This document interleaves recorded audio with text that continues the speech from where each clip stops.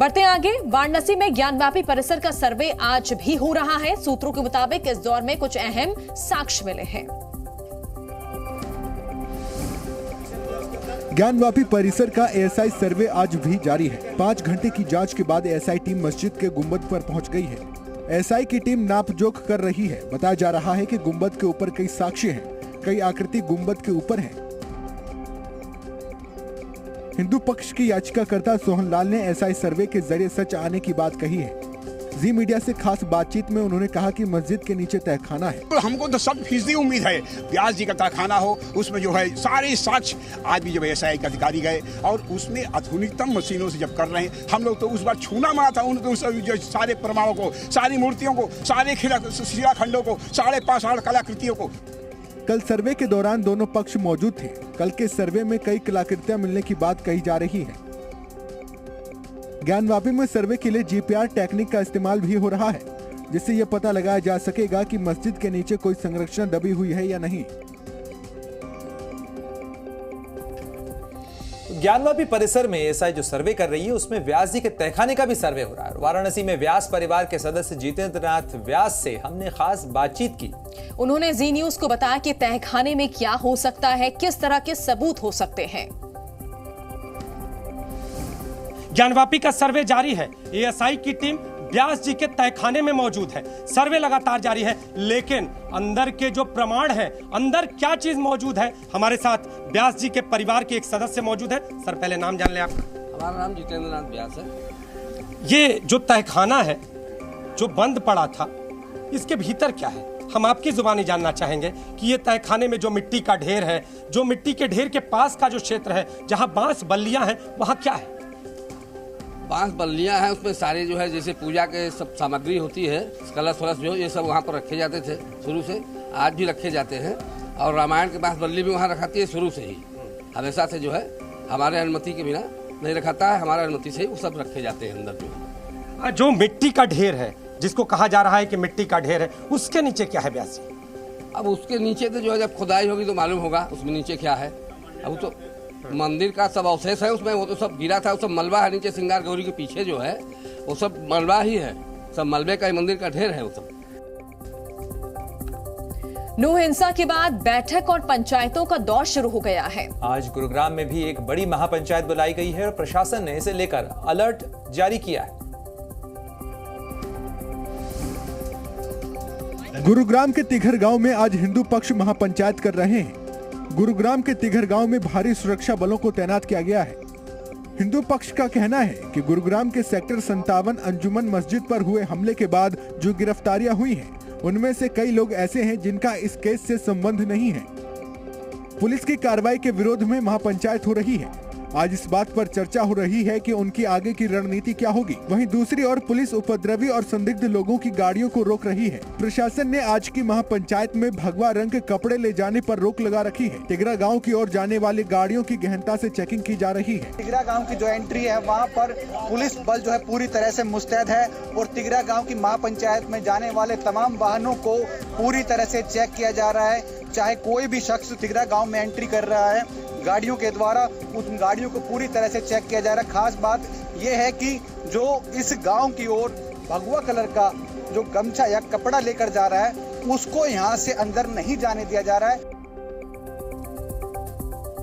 और हरियाणा के कांग्रेस विधायक मामन खान इंजीनियर की सुरक्षा वापस ले ली गई है। दूसरी ओर राज्यसभा सांसद डीपी वत्स ने तो पूरे मामले में आईएसआई का हाथ बताया है। नू हिंसा में सरकार की कार्रवाई के बीच सियासी गलियारों में भी पूरा मामला जमकर गूंज रहा है। नू हिंसा से पहले मोनू मानेसर को धमकी देने वाले फिरोजपुर झिरका विधायक मामन खान इंजीनियर की सुरक्षा वापस ले ली गई है। मामन खान ने सुरक्षा को लेकर डीजीपी हरियाणा, सीआईडी प्रमुख हरियाणा और सीपी गुरुग्राम को चिट्ठी लिखी और अपनी जान को खतरा बताया है। इस बीच हरियाणा के हिसार में राज्यसभा सांसद डीपी वत्स ने नू में हुए मामलों के पीछे आईएसआई का हाथ करार दिया है। राज्यसभा सांसद डीपी वत्स कश्मीर से विस्थापित हुए परिवारों के पुनर्वास के लिए बनाई गई कमेटी के सदस्य भी हैं। जो हमला हुआ प्रोसेशन पे और गाड़ियां फूकी गई, वो बहुत ही गलत बात है। मैं इसको फिर भी इस घटना को भी, क्योंकि हमारे देश को बाहर की एजेंसियां खासकर ISI डिस्टेबलाइज करना चाहती हैं। वो खुद डिस्टेबलाइज हैं। जम्मू कश्मीर के राजौरी में सुरक्षा बलों को बड़ी सफलता मिली है। मुठभेड़ में एक आतंकी मारा गया, जबकि सुरक्षा बलों ने पूरे इलाके को इस समय घेर रखा है। सुरक्षा बल ड्रोन का भी इस्तेमाल कर रहे हैं उन छुपे हुए आतंकियों की तलाश के लिए।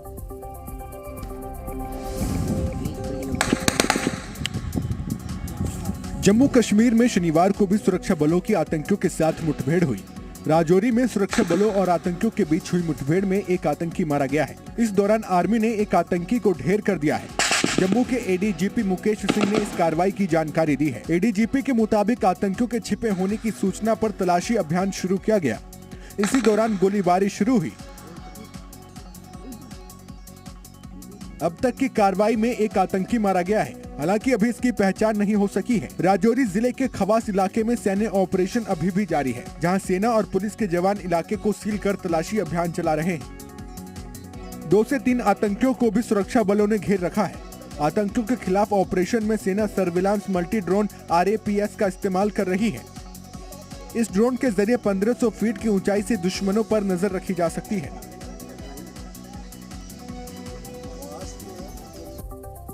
प्रधानमंत्री नरेंद्र मोदी ने आज अमृत भारत स्टेशन योजना को वर्चुअली लॉन्च किया। इस योजना से देश के हर राज्य को फायदा होगा।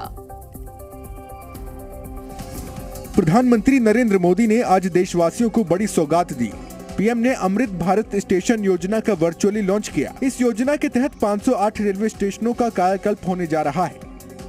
प्रोजेक्ट पर 24,470 करोड़ रुपए की लागत आएगी। पीएम मोदी ने कहा कि इस योजना का देश के सभी राज्यों को लाभ मिलेगा।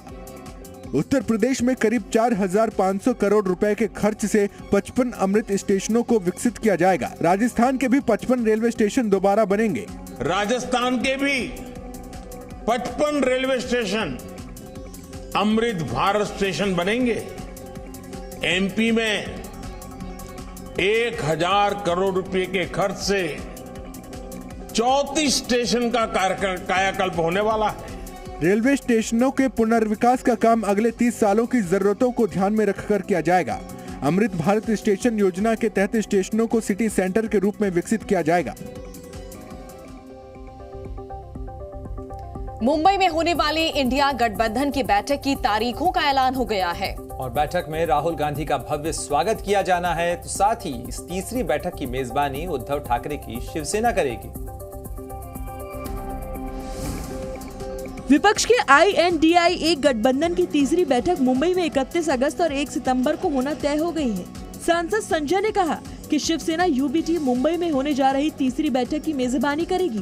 31 अगस्त को होने वाली विपक्षी दलों की बैठक की अगुवाई महाराष्ट्र के पूर्व मुख्यमंत्री उद्धव ठाकरे वाली शिवसेना करेगी। विपक्षी नेताओं के रात्रि भोज का भी इंतजाम उद्धव ठाकरे की तरफ से ही किया जाएगा। वहीं अगले दिन 1 सितंबर को सुबह INDIA गठबंधन में शामिल होने वाले नेताओं की मीटिंग होगी। गौरतलब है कि मुंबई में होने वाली विपक्षी गठबंधन INDIA की ये तीसरी बैठक होगी। इससे पहले INDIA गठबंधन की 2 बैठक पटना और बेंगलुरु में हो चुकी है। बैठक मुंबई की सेंटा क्रूज कलीना इलाके के ग्रैंड हयात होटल में होगी। INDIA गठबंधन की मुंबई बैठक से पहले शनिवार को महाविकास अघाड़ी के नेताओं की भी एक बैठक बुलाई गई। इंडिया समिट ये मुंबई में होगा 31 अगस्त, 31 अगस्त और 1 सितंबर को। और इस मीटिंग का आयोजन यानी होस्ट उद्धव ठाकरे जी यानी शिवसेना करेगी। लोकसभा में पास होने के बाद दिल्ली सेवा विधेयक सोमवार को राज्यसभा में लाया जा सकता है। सूत्रों के मुताबिक कांग्रेस बिल पर चर्चा की शुरुआत कर सकती है।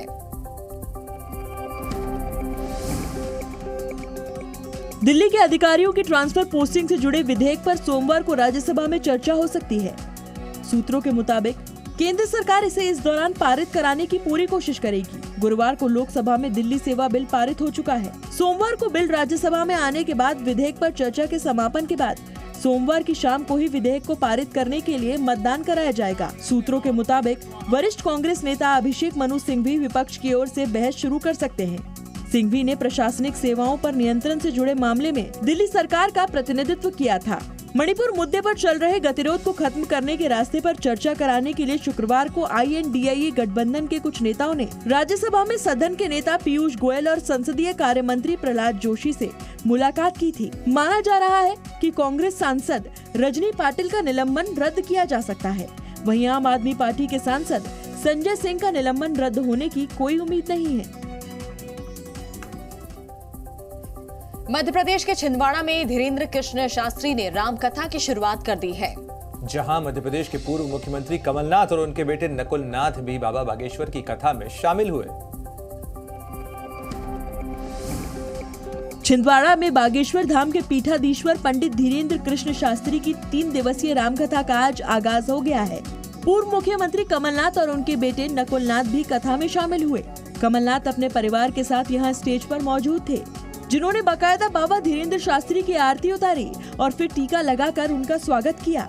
उसके बाद धीरेन्द्र शास्त्री ने आशीर्वाद स्वरूप कमलनाथ परिवार के तीनों सदस्यों को अंगवस्त्र प्रदान किए और फिर कमलनाथ ने बाबा को धन्यवाद किया। मध्य प्रदेश से आई इन तस्वीरों के कई मायने निकाले जा रहे हैं। मध्य प्रदेश में इसी साल विधानसभा चुनाव होने हैं। कहा जा रहा है कि विधानसभा चुनाव से पहले कमलनाथ का फोकस बीजेपी के हिंदुत्व के मुद्दे को हैक करने पर है। बाबा बागेश्वर अभी हिंदुत्व का सबसे बड़ा चेहरा बनकर उभरे हैं। ऐसे में कमलनाथ ने बीजेपी के ही हथियार को उनके खिलाफ इस्तेमाल किया है। आश्वासन देके जाइएगा कि आप यहाँ आते रहेंगे, ये मेरी आपसे प्रार्थना है। झारखंड के गिरिडीह में बेकाबू बस नदी में गिरने से अब तक 3 यात्रियों की मौत हो चुकी है, 20 से ज्यादा जख्मी हैं। और इस मामले को लेकर मुख्यमंत्री हेमंत सोरेन ने हादसे पर दुख जताया। झारखंड के गिरिडीह में बड़ा हादसा हो गया है। यात्रियों से भरी बस नदी में गिर गई। हादसे में 3 लोगों की मौत हो गई और 20 से ज्यादा लोग घायल हो गए हैं। दुर्घटना का शिकार हुई बस रांची से गिरिडीह जा रही थी। इसी दौरान बस अनियंत्रित होकर नदी में गिर गई। बस में करीब 30 से 35 यात्री सवार थे। बस के दुर्घटनाग्रस्त होते ही घटनास्थल पर चीख पुकार मच गई। जानकारी लगते ही पुलिस और स्थानीय लोग मौके पर पहुंचे। बस में फंसी सवारियों और नदी में डूबे लोगों का रेस्क्यू किया गया। उन्हें इलाज के लिए अस्पताल में भर्ती कराया गया।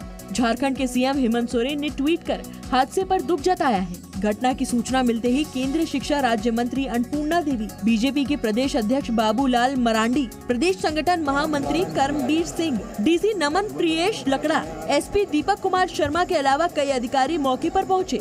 बहुत बड़ी हादसा है। अभी आप देख रहे होंगे कि अभी राहत कार्य में लोग लगे हुए हैं और बस जो रांची से गिरिडीह आ रही थी, ऊपर से रेलिंग तोड़ के वो बस नदी में गिरी है। चंद्रयान 3 चंद्रमा की कक्षा में स्थापित हो चुका है और इसी के साथ इसरो ने बड़ी कामयाबी हासिल कर ली है। अब चंद्रयान का अगला कदम होगा चांद की सतह पर सॉफ्ट लैंडिंग। चंद्रयान 3 को लेकर इसरो ने शनिवार को बड़ी कामयाबी हासिल कर ली है। चंद्रयान शनिवार देर शाम चंद्रमा की कक्षा में सफलतापूर्वक स्थापित कर दिया गया है। इससे पहले 14 जुलाई को हुई लॉन्चिंग के बाद चंद्रयान 3 ने शुक्रवार तक 2/3 दूरी तय कर ली थी। सब कुछ ठीक रहा तो 23 अगस्त को चंद्रयान 3 चंद्रमा की सतह पर सॉफ्ट लैंडिंग करेगा। इसरो ने ट्वीट कर कहा, ये चंद्रयान 3 है। मैं चंद्रमा का गुरुत्वाकर्षण महसूस कर रहा हूँ। चंद्रयान 3 सफलतापूर्वक चंद्रमा की कक्षा में स्थापित हो गया है। पैरेल्यून में रेट्रो बर्निंग का command mission operations complex Bengaluru से दिया गया था। 1 अगस्त को चंद्रयान 3 को पृथ्वी की कक्षा से ऊपर उठाया गया था और चंद्रमा की ओर बढ़ाने के लिए प्रक्रिया को सफलतापूर्वक पूरा किया गया था। चंद्रयान को ट्रांसलूनर कक्षा में डाला गया था। पिछले महीने हुई लॉन्चिंग के बाद से अब तक चंद्रयान 3 को कक्षा में ऊपर उठाने की प्रक्रिया 5 बार पूरी की जा चुकी है। चंद्रमा की कक्षा में स्थापित किए जाने से पहले चंद्रयान पृथ्वी का चक्कर लगा चुका है। चंद्रयान 3 भारत का तीसरा चंद्र मिशन है। सनी देओल और अमीषा पटेल स्टारर फिल्म गदर 2 11 अगस्त को रिलीज होने जा रही है, जिसका दोनों जोर शोर से प्रमोशन कर रहे हैं। 11 अगस्त को बॉलीवुड एक्टर सनी देओल और अमीषा पटेल की फिल्म गदर 2 रिलीज होने वाली है, जिसका प्रमोशन जोर शोर से किया जा रहा है। हाल ही में दोनों अमृतसर पहुंचे, जहां वो अटारी वाघा बॉर्डर की बीटिंग रिट्रीट समारोह में शामिल हुए।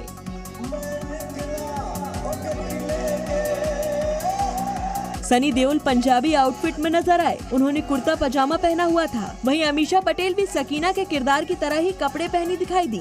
नीले रंग के शरारे में वे बेहद खूबसूरत लग रही थी। सनी देओल अमीषा पटेल को अपने बीच देखकर लोगों का जोश भी हाई हो गया। भारत माता की जय के नारे गूंजने लगे। इसी बीच सनी देओल ने देशभक्ति गीतों पर भंगड़ा कर दिया।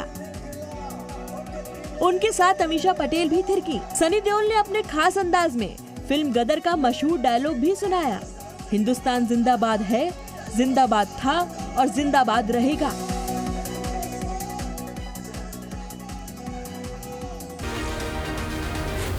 Zee News.